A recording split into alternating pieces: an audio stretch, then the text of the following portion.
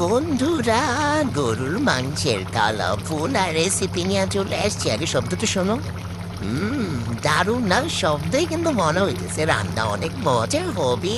কেন হবে না?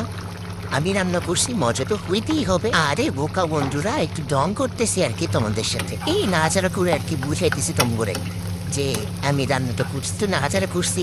এটার জন্য মনে হয় রান্নার স্বাদটা আর একটু ভালো হয়েছে। ঠিক বলছি না বলো?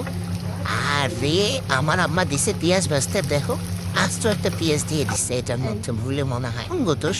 তঙ্গলাকে কত বলতে হইতে যে আমার মাংসটা ঘন হয়ে গেছে, জোর নাই। আমার আম্মা দিব আমার শেষা, আমি কি করবো? এর পেঁয়াজ ভাজতে ভাজতে যে ঝোলটা একবারে ঘন হয়ে যাবে, এটা আমি বুঝবো? আমি কেমনে বুঝবো? যাই হোক, এটাও মজা হয়েছে খাইতে। মজা হয়েছে, কিন্তু খাইতে অনেক মজা হয়েছে।